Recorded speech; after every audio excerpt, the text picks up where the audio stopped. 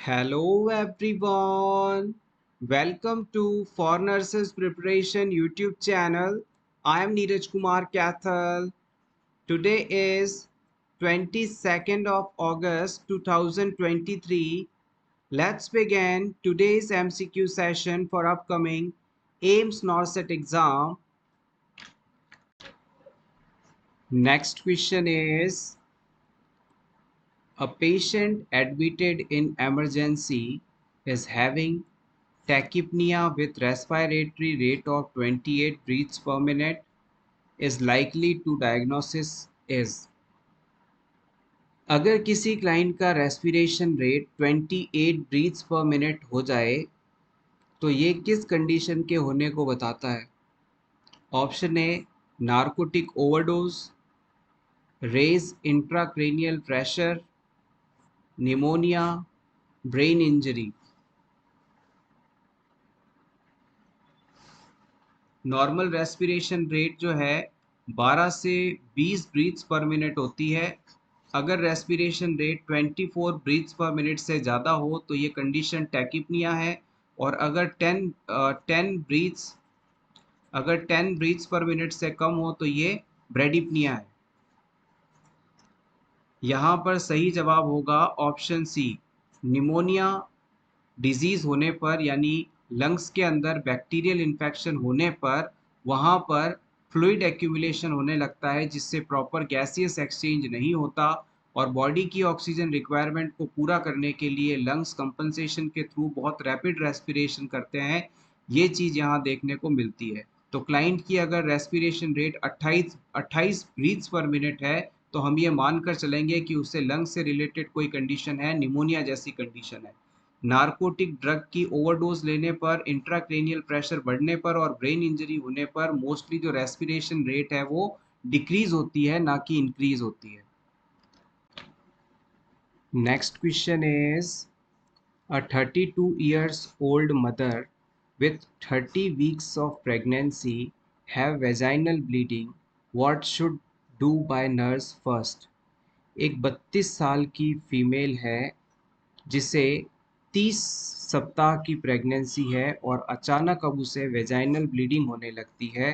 तो इस सिचुएशन में एज अ नर्स आप सबसे पहले क्या करेंगे।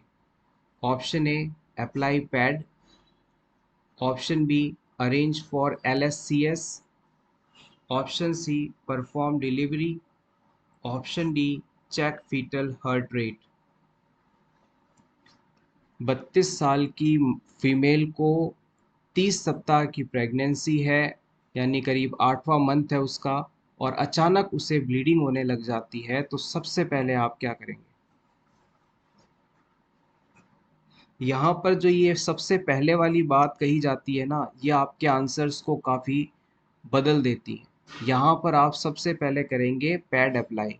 यहाँ पर एज अ नर्स आप वुमेन के अंदर पैड अप्लाई करेंगे ताकि कितना ब्लड लॉस हुआ है इसका अमाउंट पता किया जा सके। अमाउंट ऑफ ब्लड लॉस, कितना ब्लड लॉस हुआ है इसकी मात्रा को पता करने के लिए आप पैड अप्लाई करेंगे। This is the first action. Next, choice of anticholinergic for urinary spasm. Urinary spasm की कंडीशन को ट्रीट करने के लिए कौन सा सबसे बढ़िया एंटीकोलिनर्जिक ड्रग है। Atropine, flavoxate, dicyclomine, ड्रोटेवेरिन।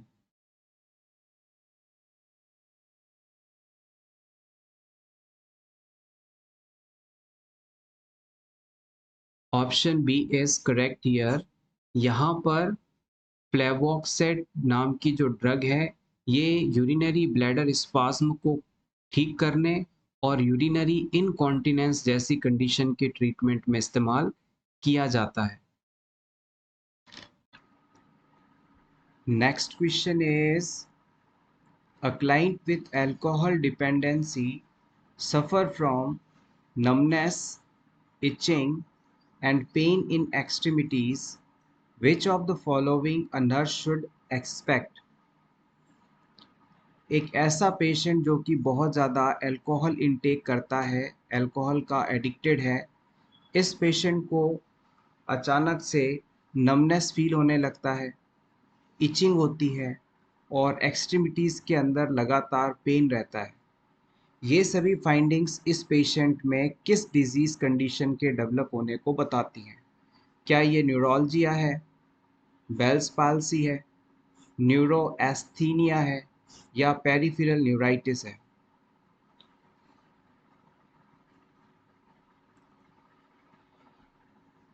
Important question. Correct answer is option D. इस अल्कोहलिक पेशेंट को पेरिफेरल न्यूराइटिस कंडीशन डेवलप हो चुकी है और इस पेरिफेरल न्यूराइटिस कंडीशन को कई बार हम पेरिफेरल न्यूरोपैथी के नाम से भी जानते हैं। इसे हम पेरिफेरल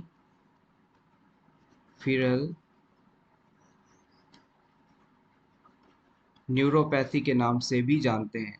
बेसिकली जो लोग बहुत ज़्यादा अल्कोहल का इंटेक करते हैं उनके अंदर विटामिन B6 जिसे आप पायरिडॉक्सिन के नाम से जानते हैं, इसकी कमी हो जाती है और विटामिन B6 की कमी होने से पेरिफेरल न्यूराइटिस जैसी कंडीशन देखने को मिलती है जिसमें ये सभी सिम्टम्स यहाँ पर अपीयर होते हैं।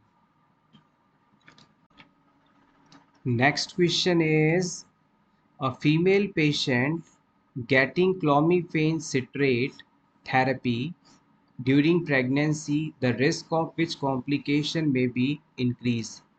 अगर किसी प्रेग्नेंट वुमेन को आप क्लोमीफेन सिट्रेट नाम की नॉन स्टेरॉयडल एजेंट ड्रग दे रहे हैं तो इससे कौन सा कॉम्प्लिकेशन होने की संभावना बढ़ जाएगी? Option A ectopic pregnancy, option B multiple pregnancy, option C polyhydramnios, option D missed abortion.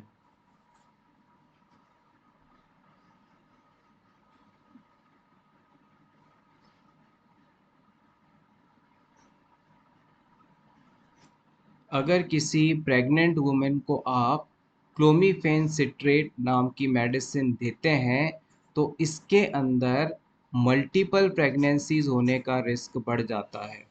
क्लोमीफेन citrate नाम की जो मेडिसिन है वो आपके फीमेल्स के अंदर ओव्यूलेशन के लिए रिस्पॉन्सिबल मानी जाती है। यानी अगर आपको किसी वुमेन में ओव्यूलेशन नहीं हो पा रहा है, एग रिलीज़ नहीं हो पा रहा है, तो उस समय क्लोमीफेन सिट्रेट ड्रग दी जा सकती है जो कि ओव्यूलेशन इंड्यूस कराने में मदद करती है। और अगर प्रेगनेंसी ऑलरेडी चल रही है और आपने क्लोमीफेन सिट्रेट दे दिया तो वहाँ पर और फिर से एक बार ओव्यूलेशन हो जाएगा और उस दौरान अगर सेक्सुअल इंटरकोर्स किया गया तो वंस अगेन प्रेगनेंसी होने की संभावना रहेगी, तो एक से ज़्यादा बच्चे वहाँ पर देखने को मिल सकते हैं। Next question is which test result should a nurse review to determine if the antibiotic prescribed for the client will be effective? इनमें से आपको उस टेस्ट के बारे में बताना है जिससे ये निश्चित किया जा सके कि जो एंटीबायोटिक हम क्लाइंट को देंगे वो उसमें इफ़ेक्टिव होगी। Option A serological test, excuse me, option B sensitivity test, option C serum osmolality, option D sedimentation rate.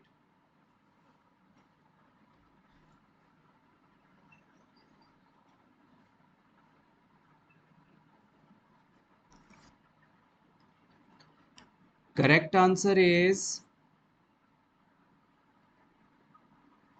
Option B sensitivity test. Sensitivity test को आप कुछ इस प्रकार से बोलते हैं कल्चर एंड सेंसिटिविटी टेस्ट।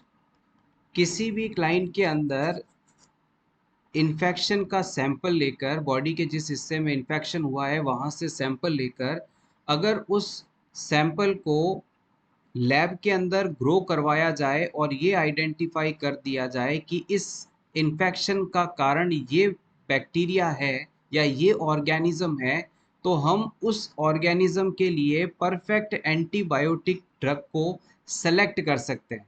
और यही चीज़ यहाँ पूछी गई थी कि किसी पेशेंट को हम कौन सी एंटीबायोटिक ड्रग दें जिससे 100% वो ठीक हो सके या उसके ठीक होने की संभावना सबसे ज़्यादा हो। तो उसके लिए कल्चर एंड सेंसिटिविटी टेस्ट करवाया जाता है।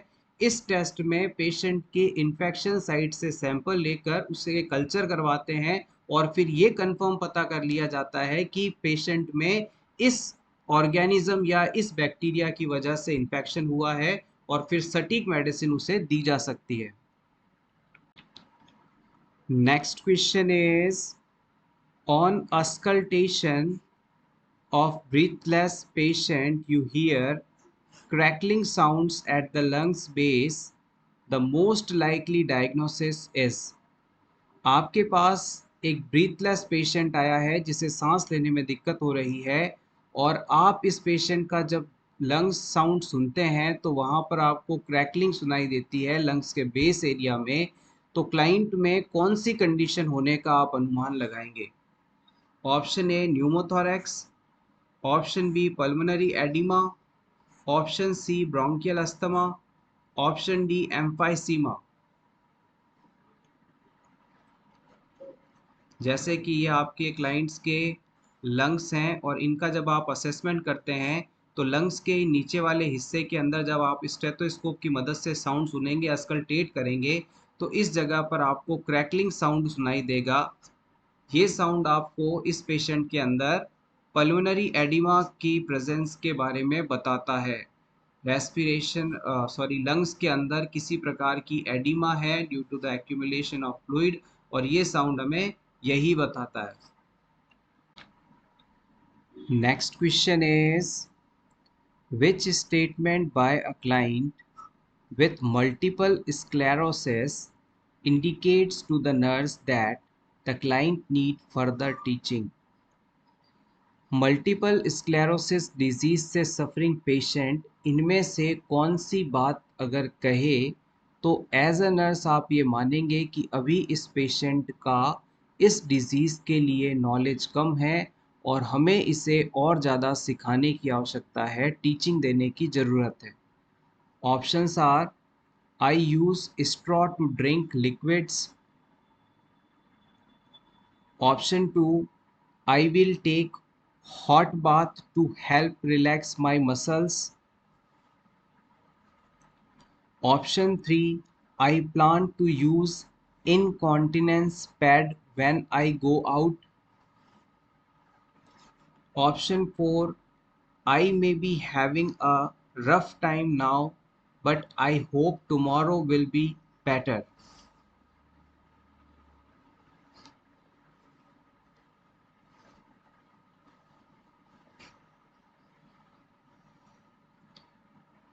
क्वेश्चन का आंसर जानने से पहले हम बात करते हैं कि मल्टीपल स्क्लेरोसिस कंडीशन होती क्या है।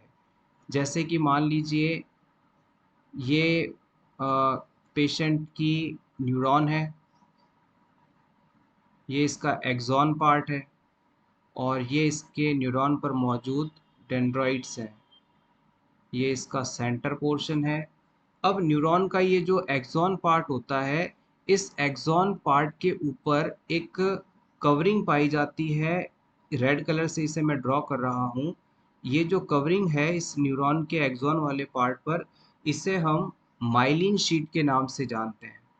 और मल्टीपल स्क्लेरोसिस डिजीज़ होने पर न्यूरॉन के ऊपर मौजूद इस माइलिन शीट को हमारे शरीर का जो ऑटोनॉमिक नर्वस सिस्टम है वो एक्टिवेट हो जाता है, जिसकी वजह से इसे डिस्ट्रॉय कर दिया जाता है।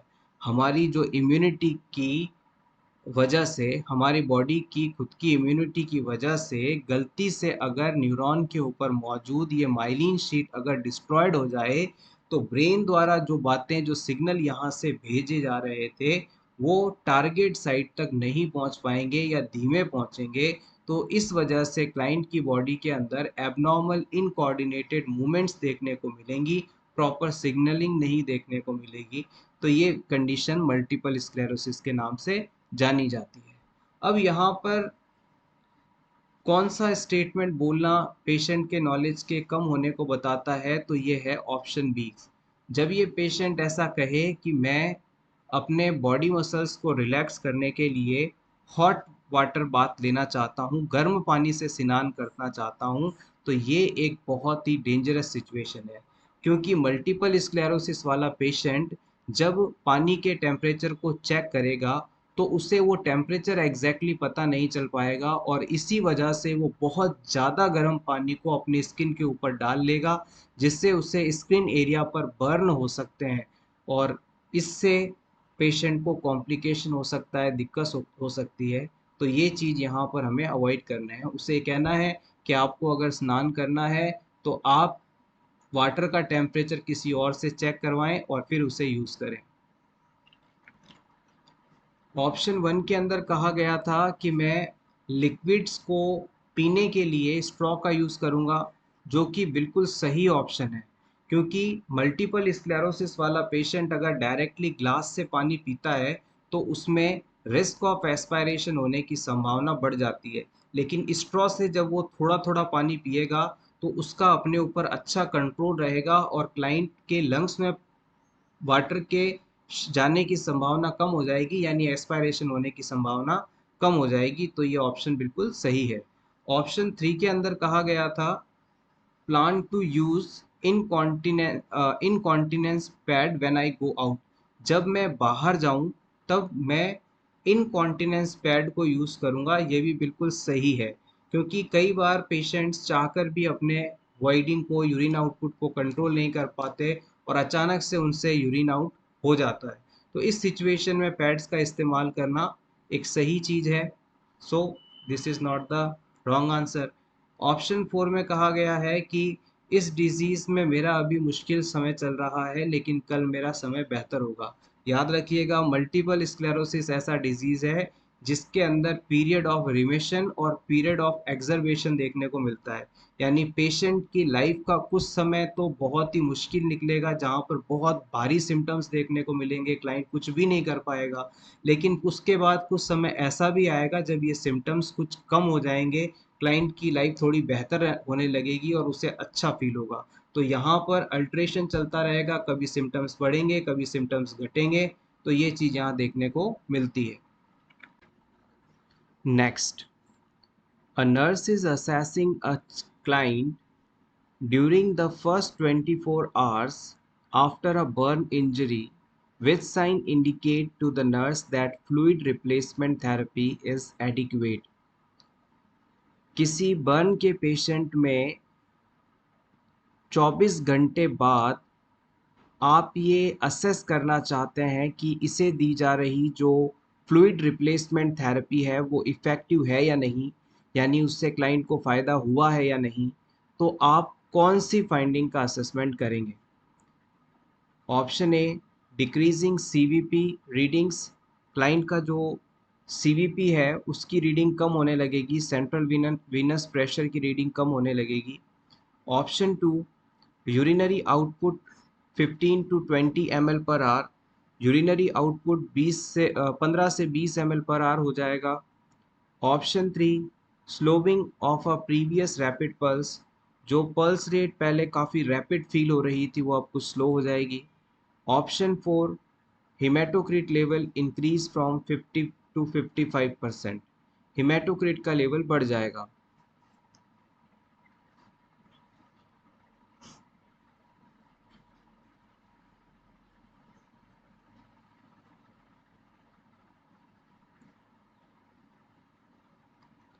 Correct answer is option three. Yes, option three यहाँ पर सही माना जाएगा। आप इस बात को अच्छी तरह से जानते हैं कि जब हमारे शरीर में फ्लूइड की मात्रा कम होती है, लिक्विड कंटेंट कम होता है, तो हमारा हार्ट तेज़ी से पंप शुरू करता है, रैपिड पल्स करता है, ताकि पूरे शरीर के अंदर पर्याप्त मात्रा में ऑक्सीजन और न्यूट्रिएंट्स पहुंचाए जा सकें। तो जब बर्न के बाद पेशेंट की पल्स का आप असेसमेंट करेंगे तो वो बहुत ही ज़्यादा रैपिड मिलेगी आपको। नॉर्मली अगर 70 बीट्स पर मिनट अपन मानते हैं तो वो 100 या इससे ज़्यादा रहेगी। लेकिन जैसे जैसे उसकी बॉडी में आप फ्लूइड पहुंचाएंगे उसकी फ्लूइड की कमी पूरी होगी, वैसे वैसे क्लाइंट की जो पल्स रेट है धीरे धीरे कम होने लगेगी। ऑप्शन 1 के अंदर कहा गया है कि क्लाइंट का जो सेंट्रल वीनस प्रेशर है वो कम हो जाएगा, जबकि इसका ऑपोजिट होना चाहिए था। आपने ट्रीटमेंट दिया, फ्लूइड रिप्लेसमेंट थेरेपी दी, तो उसके बाद जो सीवीपी है वो इंक्रीज होना चाहिए, ना कि डिक्रीज होना चाहिए।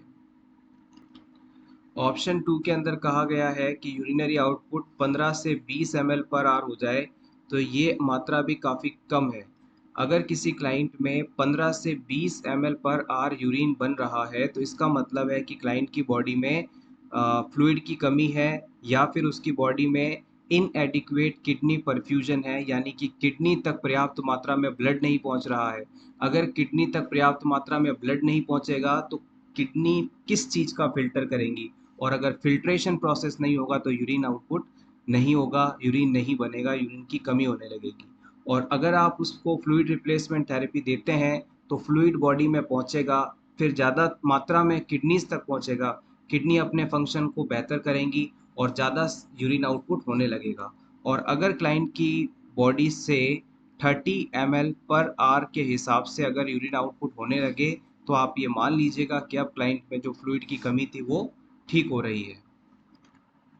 ऑप्शन 4 के अंदर कहा गया था कि क्लाइंट का जो हीमेटोक्रिट लेवल है वो 50% से 55% पर बढ़ जाए, तो ये भी हाइपोवॉलीमिया कंडीशन को बताता है। जब क्लाइंट के हीमेटोक्रिट की बात की जाती है तो बेसिकली हम वहाँ पर ब्लड में मौजूद आरबीसी सेल्स की संख्या की बात कर रहे हैं। अगर क्लाइंट की बॉडी के अंदर पानी की कमी होती है, फ्लूइड वॉल्यूम घटता है, तो उसके अंदर डिहाइड्रेशन की वजह से हीमो कॉन्सेंट्रेशन होगा, और हीमो कॉन्सेंट्रेशन वाली स्टेट के अंदर जो आरबीसी का लेवल है, हिमेटोक्रिट का लेवल है, वो अपने आप बढ़ जाएगा। सो ये भी ऑपोजिट चीज़ है। Next question is, a nurse is caring for a client with hemiplegia who is frustrated. How can the nurse motivate the client towards independence?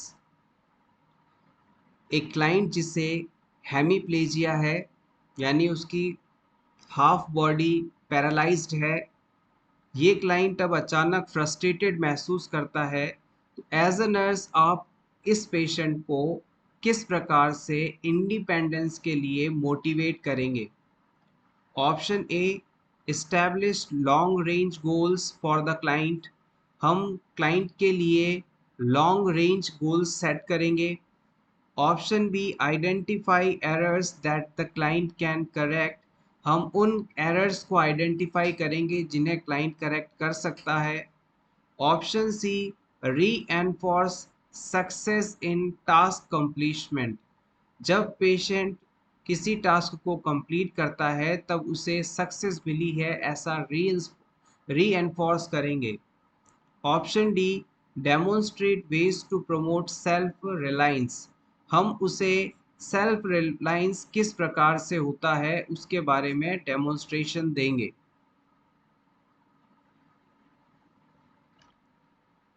Correct answer of this question is option C. जब कोई person या जब कोई patient उसको दिए गए task को complete कर ले, तब आप उसे ऐसा महसूस कराएं कि उसने बहुत बड़ा अचीवमेंट किया है, वो सक्सेसफुल हो गया है। उसे ऐसा फील कराएं, उसकी सक्सेस को री एनफोर्स करें, ताकि इससे क्लाइंट का जो मोटिवेशन है, उसका जो सेल्फ कॉन्फिडेंस है, वो बढ़ेगा। किसी की भी सक्सेस की तारीफ करना, उसे अप्रिशिएट करना, रीइंफोर्स करना, उसके मोटिवेट को बढ़ाने का की पॉइंट होता है, की फैक्टर होता है। इसी चीज़ को हमें यहाँ इस्तेमाल करना है। Next question is, a 60 kg patient ordered IV amikacin 25 mg per kg body weight per day. After dividing in two parts, the accurate single dose is। 60 kilo का एक पेशेंट है, उसे 25 mg पर केजी के हिसाब से आपको एमिकासिन नाम की एंटीबायोटिक मेडिसिन देनी है। अब इस जो डोज अमाउंट है उसे 2 पार्ट्स में देना है, तो आप हर डोज में कितना उसे अमाउंट देंगे ये आपको कैलकुलेट करना है। पेशेंट का वेट है 60 केजी और हमारे पास इंस्ट्रक्शन है कि 1 किलो वजन होने पर 25 mg हमें ड्रग देना है। तो 60 किलो वजन होने पर कितना देना पड़ेगा? इसे कैलकुलेट करने के लिए हम 25 को 60 से मल्टीप्लाई करेंगे। तो ये हो जाएगा 150 और 0, यानी कि 1500 mg। अब इस 1500 mg की डोज को हमें दिन में 2 बार में देना है, यानी इस डोज को एक साथ नहीं देना है, 2 हिस्सों में तोड़ना है। तो 1500 डिवाइड बाई 2, तो आंसर आएगा आपका 750 mg। यानी कि अगर 60 किलो का पेशेंट है और उसे 25 mg पर केजी के हिसाब से अमीकासिन देनी हो, तो आप 750 की एक डोज देंगे। 750 mg एक बार और 750 mg दूसरी बार। Next question is obstetrical emergencies include all except। Pregnancy के दौरान यानी कि obstetrical emergencies कौन सी नहीं है यह आपको बताना है। किसी प्रेग्नेंट वुमेन के लिए इनमें से कौन सी कंडीशन एक एमरजेंसी कंडीशन नहीं है यह आपको बताना है। Ectopic pregnancy, placenta anterior, placenta previa, एक्लैम्पशिया।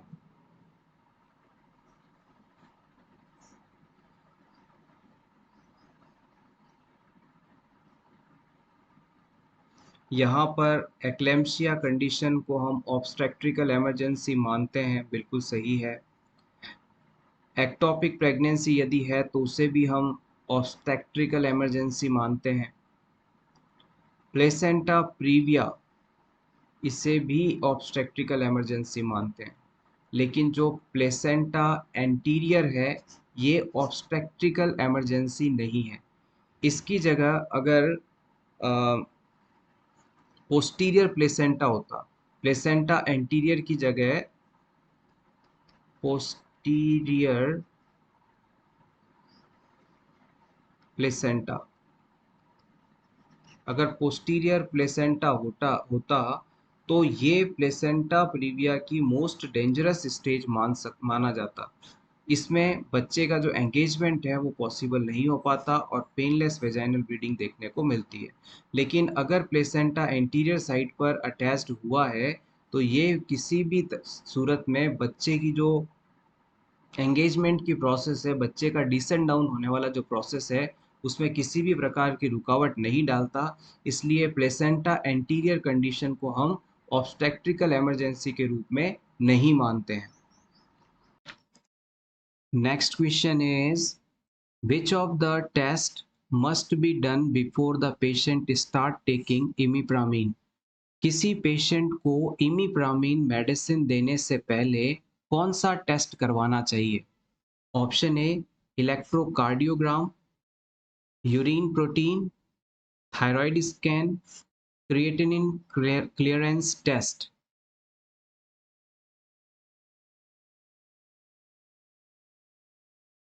Correct answer of this question is option A electrocardiogram. Imipramine medicine लेने से पहले क्लाइंट में ईसीजी या इलेक्ट्रोकार्डियोग्राफी टेस्ट करवा लेना चाहिए। यहाँ पर जो ये इमिप्रामिन मेडिसिन लिखी गई है ये एक ट्राईसाइक्लिक एंटी डिप्रेसेंट ग्रुप की मेडिसिन है। It is a tricyclic anti depressant group medicine और इसका इस्तेमाल डिप्रेशन जैसे पेशेंट्स में ट्रीटमेंट के लिए किया जाता है। इसके अलावा जो बच्चे एन्यूरेसिस जैसी कंडीशन से सफरिंग है, यानी कि 5 साल की उम्र होने के बाद भी, टॉयलेट ट्रेनिंग कंप्लीट होने के बाद भी नाइट में ही बेड पर ही यूरिन पास कर देते हैं, तो उनमें भी ये मेडिसिन एज अ ट्रीटमेंट इस्तेमाल की जाती है। इमिप्रामिन ग्रुप की ये मेडिसिन बेसिकली क्लाइंट की हार्ट के हेल्थ को प्रभावित कर सकती हैं, तो हमें इस मेडिसिन को देने से पहले ईसीजी ज़रूर करवा लेना चाहिए ताकि हमें पता चल सके कि क्लाइंट के हार्ट पे होने वाले जो बदलाव हैं इस मेडिसिन को देने से पहले थे या इस मेडिसिन को देने के बाद आए हैं। सो यहाँ पर ईसीजी इसेंशियल है। Electrocardiography. Next question is a nurse is explaining the nursing process to a nursing assistant. Which step of nursing process should include interpretation of data collected about the client? आप as a nurse किसी nursing assistant को nursing process क्या है इसके बारे में सिखा रहे हैं। अब नर्सिंग प्रोसेस की उस स्टेज का आपको नाम बताना है जिसमें हम डाटा के बारे में कुछ इंटरप्रिटेशंस डिसाइड करते हैं। Option A analysis, option B assessment, option C nursing intervention, option D proposed nursing care.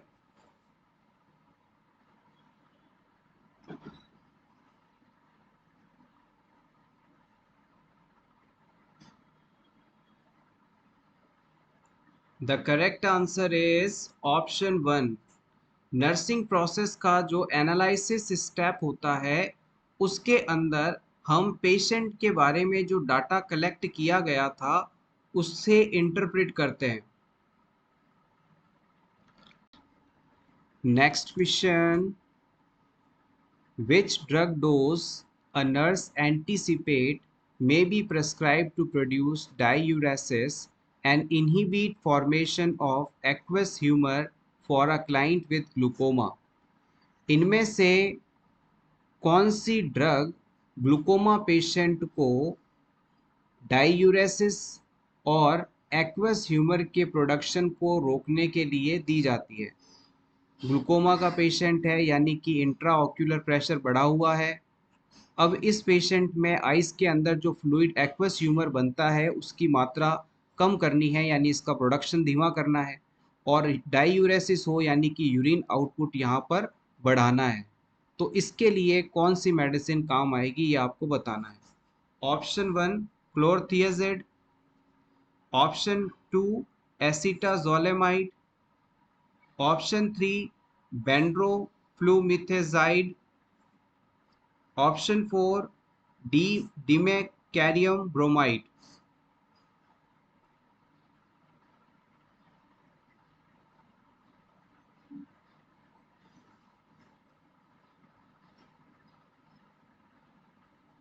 Correct answer is option two. यहाँ पर अगर हम इस क्लाइंट को एसिटाजोलेमाइड या डाइमॉक्स नाम की ड्रग देते हैं तो ये एक कार्बोनिक एनहाइड्रेस इनहिबिटर ग्रुप की मेडिसिन है जो कि एक्वस ह्यूमर इनफ्लो को डिक्रीज करती है और इंट्रा ऑक्यूलर प्रेशर को भी कम करती है, जिससे क्लाइंट के अंदर एक्यूट एंगल क्लोजर ग्लूकोमा जैसी कंडीशन ठीक होने लगती है। Next question is all of the following are obstetrical emergencies except, इनमें से obstetrical emergency कौन सी नहीं है ये आपको बताना है। obstetrical का मतलब होता है प्रेगनेंसी पीरियड के दौरान। प्रेगनेंसी पीरियड के दौरान इनमें से कौन सी कंडीशन को होने पर आप उसे डेंजरस नहीं मानते हैं ये आपको बताना है। Option A rupture of uterus, option B cord prolapse, option C cord presentation, option D cervical erosion.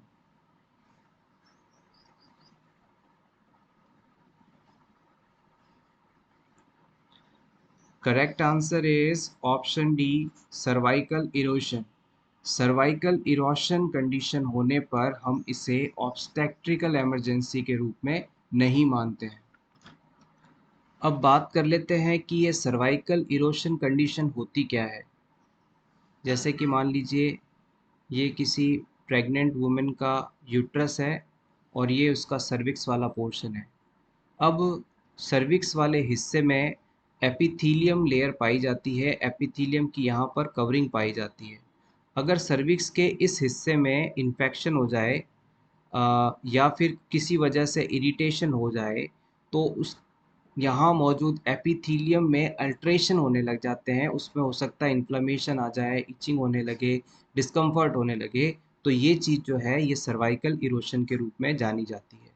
एक बार फिर से समझिएगा, यूट्रस के सर्विक्स वाले पोर्शन में मौजूद एपिथेलियम लेयर के अंदर अल्ट्रेशन आना, जिसकी वजह से पेशेंट को डिस्कम्फर्ट होता है, सर्वाइकल इरोशन कहलाता है। और सर्वाइकल इरोशन का जो मेन कारण माना जाता है वो इन्फेक्शन और इरिटेशन हो सकता है, और ये एक ऑब्स्टेट्रिकल इमरजेंसी नहीं है। कॉर्ड रप्चर ऑफ यूट्रस एक इमरजेंसी है, कॉर्ड प्रोलैप्स एक इमरजेंसी है, कॉर्ड प्रेजेंटेशन भी एक इमरजेंसी है। Next question is the therapeutic effective serum lithium. Therapeutic effective serum lithium level कितने समय के बीच होता है ये आपको बताना है। 12 to 24 hours, 24 to 48 hours, 3 to 5 days, 10 to 14 days.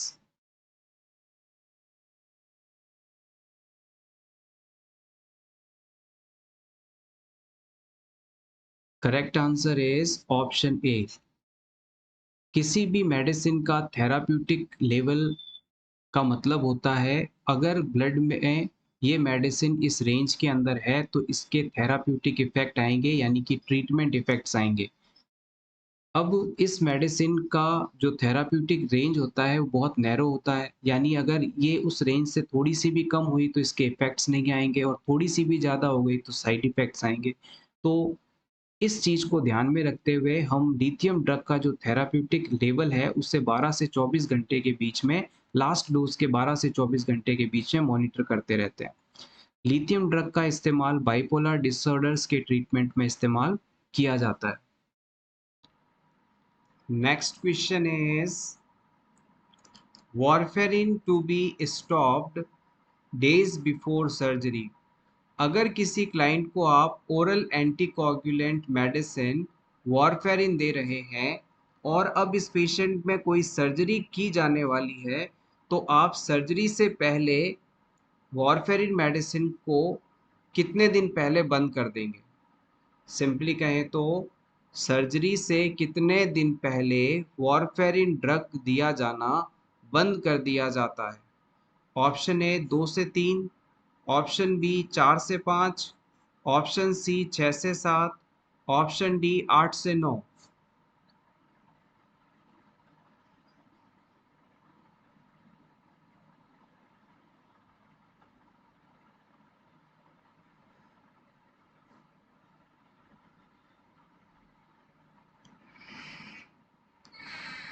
The correct answer is option B 4 to 5 days। किसी भी सर्जरी से 4 से 5 दिन पहले हम वॉरफेरिन ड्रग को बंद कर देते हैं।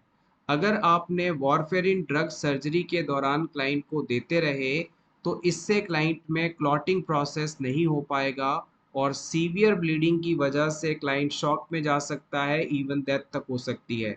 इसलिए किसी भी सर्जरी से पहले ओरल एंटीकोगुलेंट मेडिसिन वारफेरिन को हम 4 से 5 दिन पहले बंद कर देते हैं। और जिन पेशेंट्स के अंदर वारफेरिन ड्रग दी जा रही होती है उनमें इस ड्रग के थेराप्यूटिक लेवल का असेसमेंट करने के लिए INR टेस्ट करवाया जाता है, इंटरनेशनल नॉर्मलाइज्ड रेशियो टेस्ट करवाया जाता है। Next question, excessive elimination of carbon dioxide from the body will leads to। अगर हमारे शरीर से ज़्यादा मात्रा में कार्बन डाइऑक्साइड एलिमिनेट कर दी जाए तो इससे कौन सी कंडीशन हो सकती है? Respiratory acidosis, respiratory alkalosis, metabolic acidosis, metabolic alkalosis. देखिए, बात अगर कार्बन डाइऑक्साइड या ऑक्सीजन की हो रही हो तो वहाँ पर मेटाबॉलिक कंडीशंस होने की संभावना खत्म हो जाती है। तो यहाँ पर हम ऑप्शन सी और डी को एलिमिनेट कर सकते हैं। अब आप अपना आंसर एसिडोसिस या एल्किलोसिस इनमें से चूज करिएगा। अगर शरीर से ज़्यादा मात्रा में कार्बन डाइऑक्साइड गैस निकलने लगे तो बॉडी में कौन सी कंडीशन डेवलप हो सकती है? Option B is absolutely correct. Carbon dioxide के एक्सेसिव एलिमिनेशन की वजह से रेस्पिरेटरी एल्केलॉसिस कंडीशन डेवलप हो सकती है, और अगर कार्बन डाइऑक्साइड एक्सेसिवली रिटेन होती है बॉडी में तो रेस्पिरेटरी एसिडोसिस कंडीशन हो सकती है। Next question is the most common and dangerous exposure to radiation during pregnancy is due to। Pregnancy के दौरान सबसे कॉमन और सबसे डेंजरस रेडिएशन एक्सपोजर कौन सा माना जाता है? क्या ये अल्ट्रासाउंड है, चेस्ट एक्सरे है, सीटी स्कैन है, एब्डोमिनल एक्सरे है?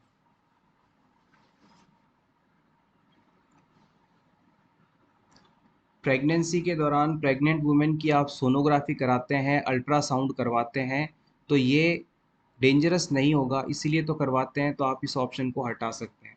अब चेस्ट एक्सरे, सीटी स्कैन या एब्डोमिनल एक्सरे, इनमें से अपने आंसर को सेलेक्ट करें कि कौन सी चीज़ प्रेगनेंसी के दौरान नहीं करवाई जाती, क्योंकि ये सबसे ज़्यादा डेंजरस है। इस तरह से जब अगर आप सोच कर करेंगे तो डेफिनेटली आपका आंसर सही आएगा। यस, आप बिल्कुल सही हैं। देखिए, चेस्ट एक्सरे डेंजरस है, एब्डोमिनल एक्सरे भी डेंजरस है, लेकिन इन दोनों प्रोसीजर्स के अंदर जितना एक्सरे रेडिएशन की मात्रा यूज़ होती है, उससे कहीं ज़्यादा रेडिएशन की मात्रा सीटी स्कैन के दौरान यूज़ की जाती है। तो अगर प्रेग्नेंट वुमेन को आप सीटी स्कैन करवाने ले जा रहे हैं, तो ये बिल्कुल मान लीजिए आप गलत कर रहे हैं। ये चीज़ प्रेगनेंसी के दौरान कॉन्ट्रा इंडिकेटेड होती है, क्योंकि प्रेगनेंसी के दौरान अगर आपने सीटी स्कैन कराया मदर का, तो इससे बच्चे की ग्रोथ पर इफ़ेक्ट आ सकता है, उसमें टीरेटोजेनिक इफ़ेक्ट्स आ सकते हैं, एबनॉर्मल डेवलपमेंट हो सकता है बच्चे का, तो ये चीज़ यहाँ पर कॉन्ट्रा इंडिकेटेड मानी जाती है। Next question is long term use of cimetidine में कॉज। अगर कोई पर्सन लंबे समय तक सिमेंटिडिन नाम की ड्रग इस्तेमाल करता है, तो उसमें कौन सा कंडीशन देखने को मिलेगा? Gynaecomastia, cardiac failure, rebound acidity, parietal cell blockade?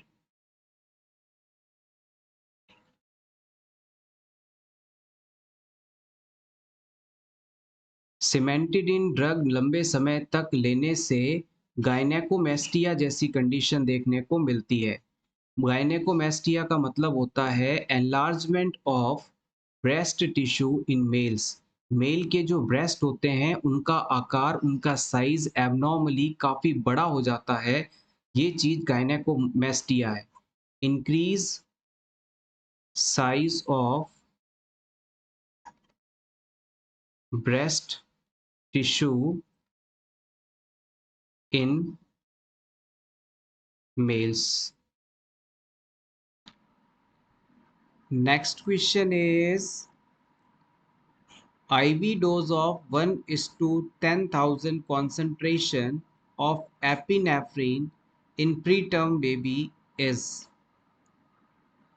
किसी प्रीटर्म बेबी में 1:10,000 कॉन्सेंट्रेशन के हिसाब से यदि एपिनेफ्रिन एडमिनिस्टर करना हो तो आप कितना एडमिनिस्टर करेंगे? Option A 0.1 ml, option B 0.2 ml, option 3 0.3 ml, option D 0.4 ml।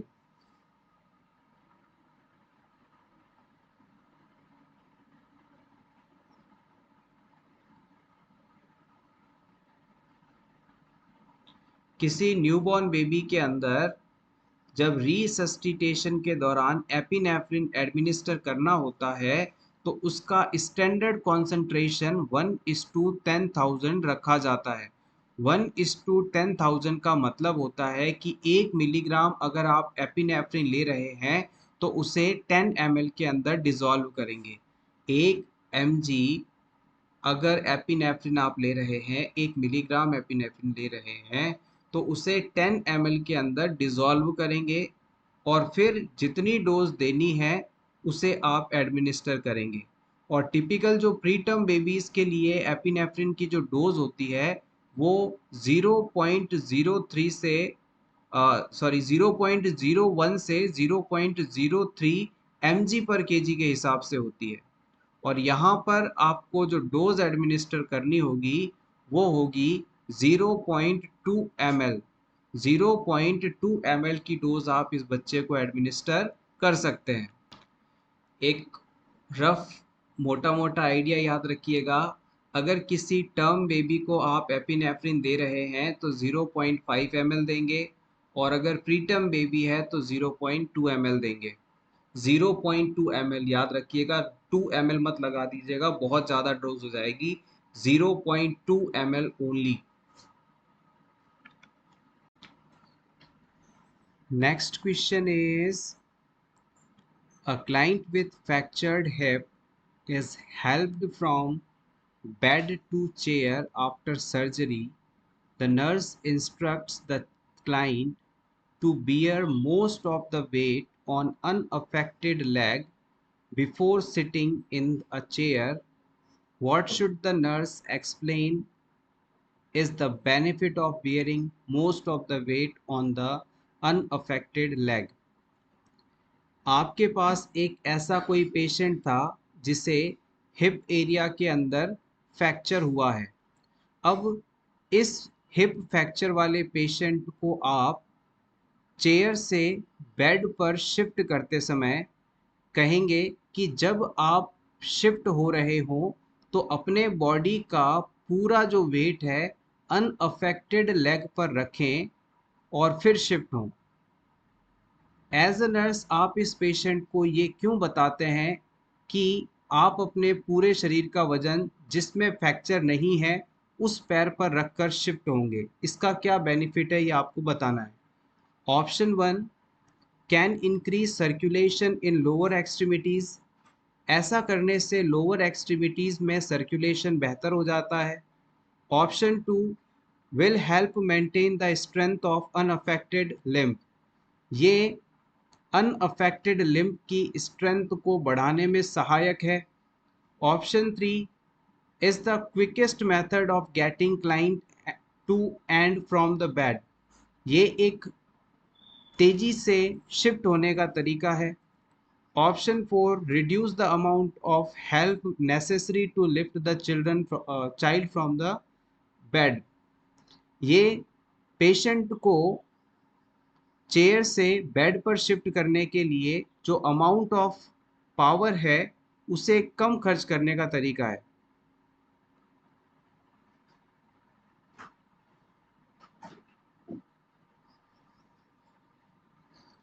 Correct answer is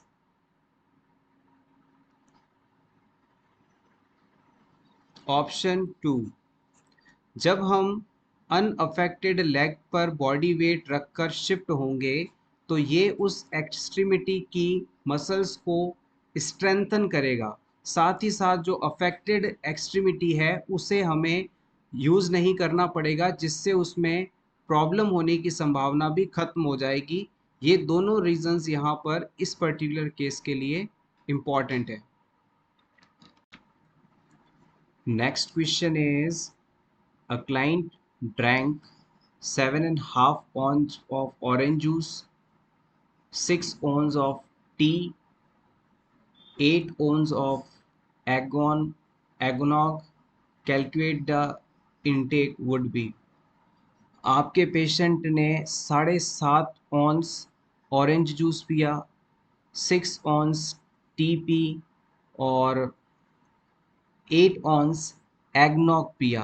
अब आपको टोटल बताना है कि इसने कितना इनटेक लिया है। पेशेंट का जब आप इनटेक आउटपुट चार्ट मेंटेन करते हैं तब ये सभी चीज़ें आपको मेंटेन करनी होती हैं कि पेशेंट ने सुबह से लेकर शाम तक क्या खाया है, कितना लिक्विड लिया है, क्या सॉलिड लिया है, लिक्विड में कितना अमाउंट लिया है, ये सभी चीज़ें आपको पेशेंट के रिकॉर्ड में मेंटेन करनी होती हैं। कई जगह हम इसे ओंस में कैलकुलेट करते हैं, कई जगह एमएल में कैलकुलेट करते हैं। यहाँ पर इस क्वेश्चन में आपको ऑन्स के अंदर वैल्यू देकर एमएल में कन्वर्ट करने को कहा जा रहा है। अगर आप इस बात को जानते हैं कि एक ऑन्स में कितने एमएल होते हैं तो आप इसे बड़े ही आसानी से सॉल्व कर पाएंगे। Let's see who will give the first correct answer. Definitely हम आपके कमेंट्स को कमेंट सेक्शन में पढ़ते हैं। आप कमेंट किया कीजिए। अगर आपको किसी भी तरह का कोई डाउट है या फिर आपको पर्टिकुलर क्लासेस से रिलेटेड कुछ और सजेशंस देने हैं या किसी टॉपिक विशेष पर आप एमसीक्यूज चाहते हैं तो आप ज़रूर मेंशन करिए। हाँ, तुरंत नहीं, लेकिन कुछ दिनों में हम आपके लिए उस चीज़ को फुलफ़िल करके डेफ़िनेटली अवेलेबल कराएँगे। क्वेश्चन के आंसर की बात करते हैं तो यहाँ पर आप नोट कर लीजिएगा। अगर हम एक ऑन्स की बात करें तो ओ जेड की बात करें तो इसे आप फुल फॉर्म लिख लीजिएगा। इसे ऑन्स कहते हैं। एक ऑन्स के अंदर टोटल 30 ml होते हैं। इसे आप अप्रॉक्स लिखिए, यानी कि लगभग एक ऑन्स जो है 30 ml का होता है, 30 ml का होता है। अब आप इसे कैलकुलेट कर लीजिए, जैसे 7.5 मल्टीप्लाइड बाय 30, तो ये ऑरेंज जूस की आ जाएगी वैल्यू। उसके बाद में आपका 6 मल्टीप्लाइड बाय 30, ये आपका टी की मात्रा आ जाएगी कि इतने उसने चाय पी है। और 8 ऑन्स को आप जब 30 से मल्टीप्लाई करेंगे तो ये एगनॉग के बारे में बता देगा। तो यहाँ पर 7.5 इंटू 30, इसे आप करेंगे 225 ml, 225 ml ये आ जाएगा। और 180 ml ये आ जाएगा और 240 ml ये आ जाएगा। इसे जब आप कैलकुलेट करेंगे तो ये आएगा आपका 645 ml। तो यहाँ पर आपका ऑप्शन डी बिल्कुल सही माना जाएगा। इस पेशेंट ने इतना ml फ्लूइड इनटेक किया है। Next question is which of the following is used in the management of hyperkalemia? अगर किसी क्लाइंट की बॉडी में पोटेशियम का लेवल नॉर्मल से ज़्यादा हो जाए, यानी कि जो नॉर्मल पोटेशियम की मात्रा होती है शरीर में 3.5 से 5.2 मिली इक्विवेलेंट पर लीटर होती है, अगर इससे ज़्यादा पोटेशियम शरीर में हो जाए तो ये कंडीशन हाइपरकैलेमिया है। और इसे मैनेज करने के लिए आप क्या इस्तेमाल करेंगे ये आपको बताना है। Insulin with glucose, potassium chloride, magnesium sulphate, sodium bicarbonate.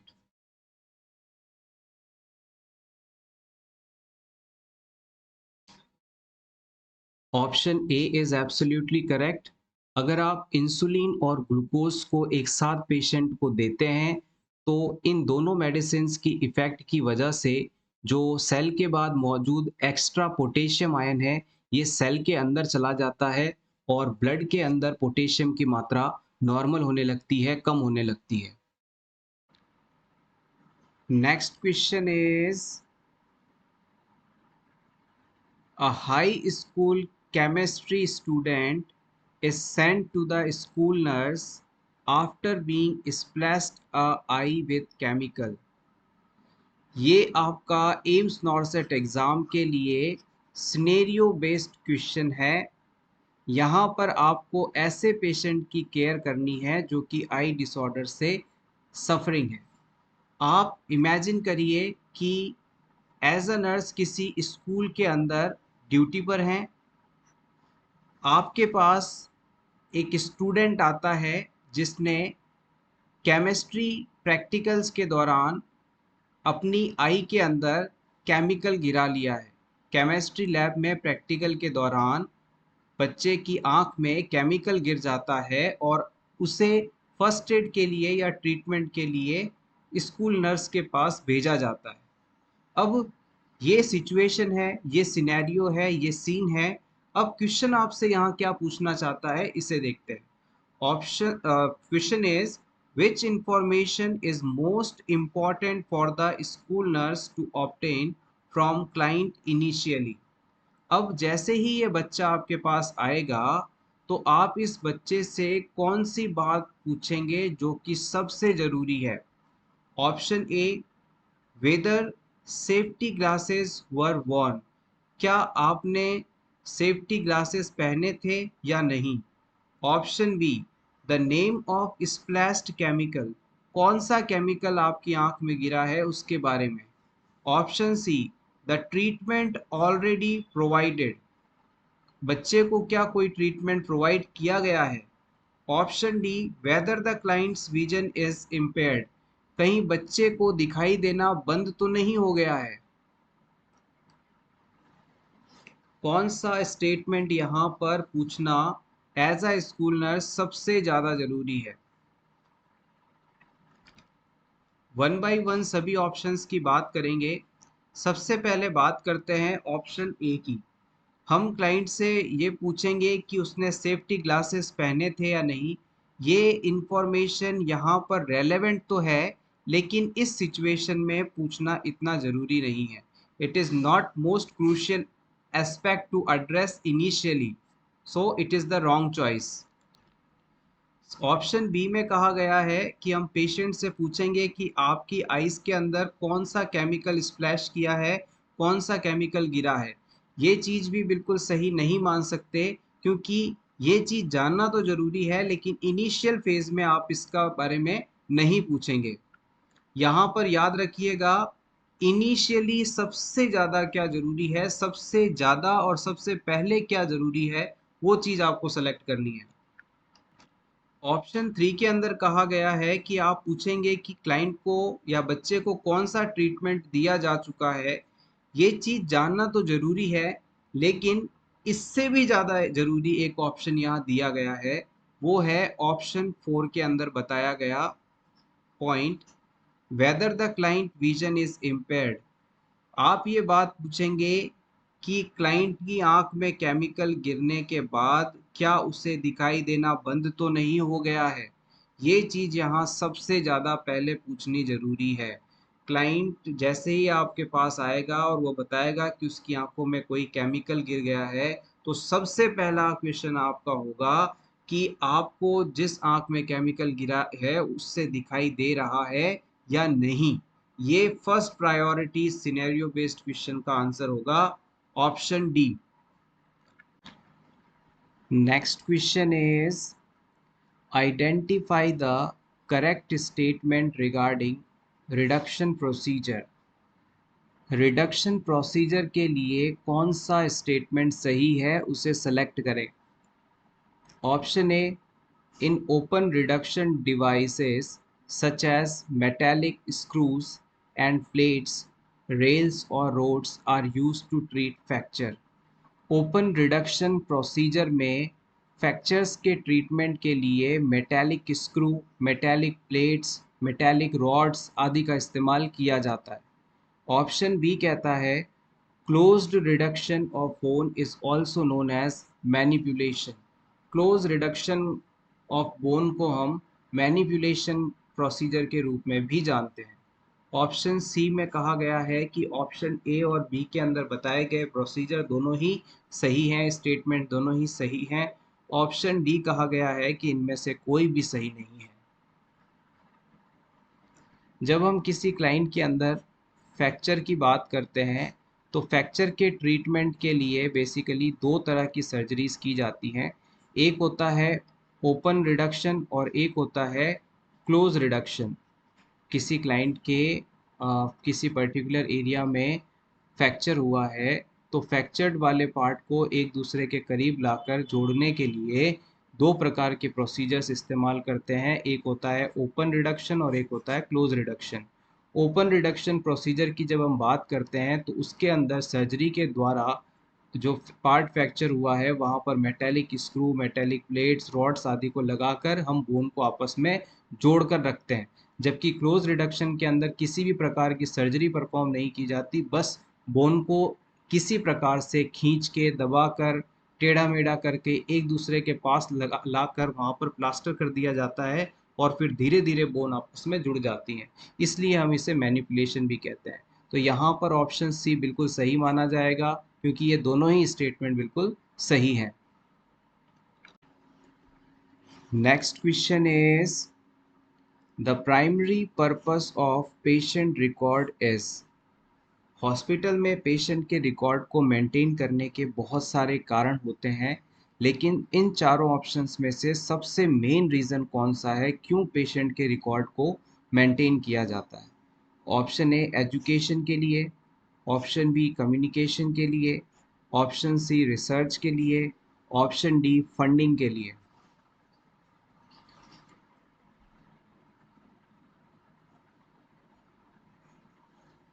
Correct answer is option B, for the purpose of communication. जब भी किसी पेशेंट का आप हॉस्पिटल में रिकॉर्ड मेंटेन करते हैं, उसे बनाते हैं, संभाल कर रखते हैं, तो ऐसा करके बेसिकली आप अपने कम्युनिकेशन के प्रोसेस को, पर्पस को पूरा कर रहे होते हैं। मान लीजिए आपकी शिफ्ट मॉर्निंग में थी, आपने पेशेंट को क्या ट्रीटमेंट दिया, डॉक्टर ने क्या इंस्ट्रक्शंस दिए, इन सभी का आपके बाद वाली शिफ्ट वाले पर्सन को कैसे पता चलेगा? तो ये चीज़ कम्युनिकेशन का मेथड है। उसे जो भी जानकारी चाहिए होगी उस पर्टिकुलर पेशेंट के बारे में, वो पेशेंट की फ़ाइल उठाकर आपने अगर उसमें लिखा है तो उसे पढ़कर समझ जाएगा कि ये पेशेंट है, इसे ये तकलीफ़ है, इसके हॉस्पिटल आने पर इसे ये ट्रीटमेंट दिया गया था, इन डॉक्टर के अंडर में ये ट्रीटमेंट चल रहा है, पेशेंट अब कैसा है, ये सब चीज़ें वहाँ पर आपको मिल जाएंगी। तो पेशेंट के रिकॉर्ड को मेंटेन करना प्रॉपर कम्युनिकेशन के लिए सबसे ज़रूरी होता है। Next, patient receiving iron therapy should be advised. अगर किसी पेशेंट को आयरन थेरेपी दी जा रही है तो आप उसे किस चीज़ की सलाह देंगे? Sedatives, dizziness, vertigo, blackening of stool.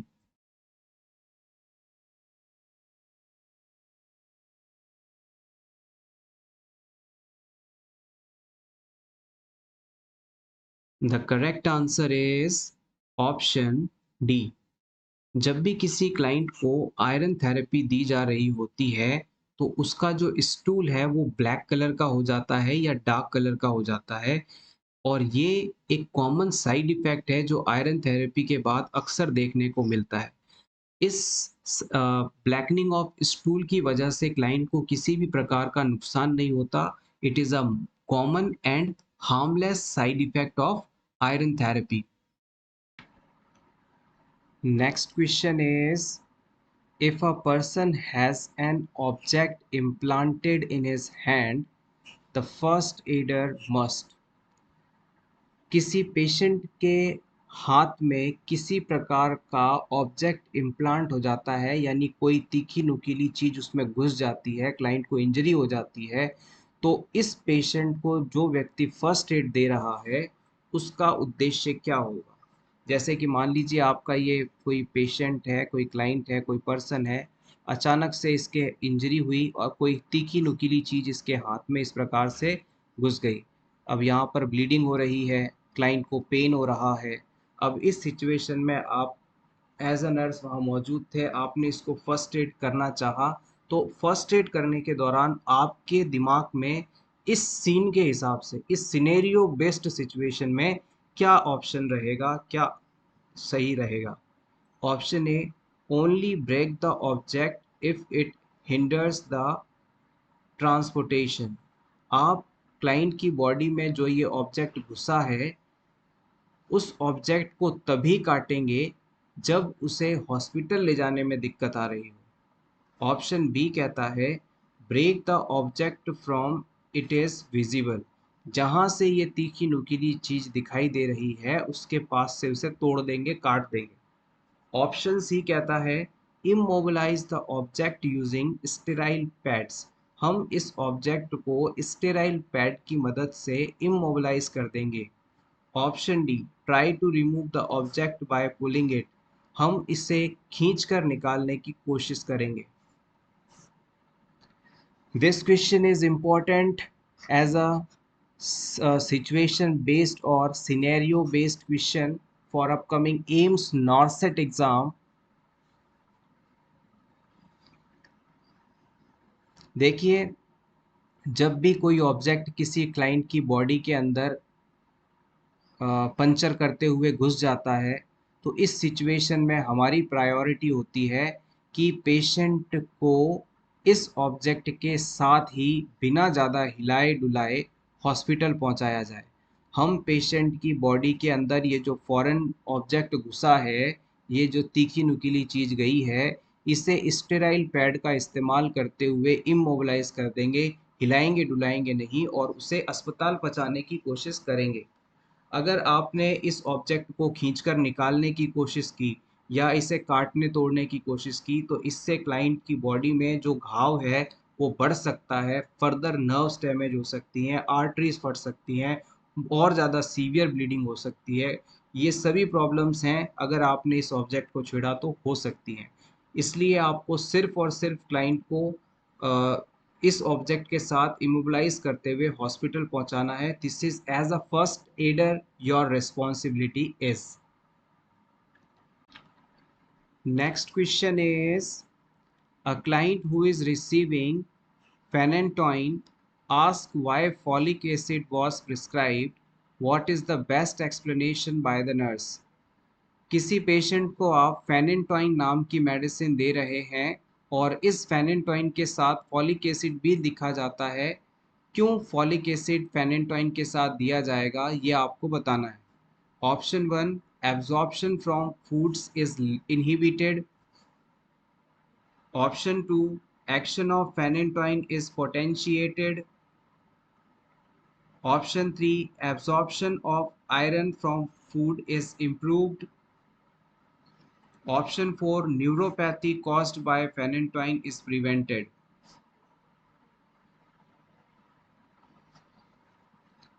फेनेंटोइन drug के बारे में आप सभी जानते हैं। ये एक एंटी सीजर मेडिसिन है। क्या है ये? It is a anti scissor medicine, यानी कि क्लाइंट में अगर फिट्स आ रहे हैं, कन्वर्जन्स आ रहे हैं, दौरे पड़ रहे हैं, मिर्गी आ रही है, तो उस चीज़ को कंट्रोल करने के लिए, सीजर्स को रोकने के लिए फेनेंटोइन नाम की जो ड्रग है वो इस्तेमाल की जाती है। मार्केट में आपको डिलेंटिन नाम से काफ़ी ज़्यादा देखने को मिलेगी। यहाँ पर ऑप्शन 1 बिल्कुल सही माना जाएगा। Absorption from foods is inhibited. Phenytoin drug जब भी आप पेशेंट को देते हैं तो इस फेनेंटोइन मेडिसिन की वजह से जो फॉलिक एसिड का एब्जॉर्प्शन होता है वो रुक जाता है। यानी अगर पेशेंट को आप एंटी सीजर फेनेंटोइन मेडिसिन दे रहे हैं तो उसकी बॉडी में फॉलिक एसिड का एब्जॉर्प्शन नहीं होगा। फॉलिक एसिड अगर एब्जॉर्ब नहीं होगा तो क्लाइंट की बॉडी के अंदर एनीमिया होने की संभावना बढ़ जाती है और एनीमिया होने पर एनीमिया के ट्रीटमेंट के रूप में हम फेनेंटोइन के साथ फॉलिक एसिड की ड्रग को प्रिस्क्राइब करते हैं ताकि फॉलिक एसिड की लो एब्जॉर्प्शन वाली जो प्रॉब्लम थी उसे सॉल्व किया जा सके। सो एवरीवन, ये था हमारा आज का एमसीक्यू सेशन। होपफुली आपको आज की ये क्लास अच्छी लगी होगी। क्लास अच्छी लगी हो तो प्लीज़ इसे लाइक कर दीजिएगा और इसी तरह के रेगुलर वीडियोस देखने के लिए for nurses preparation YouTube channel को ज़रूर सब्सक्राइब करें। Thank you so much once again. Best of luck.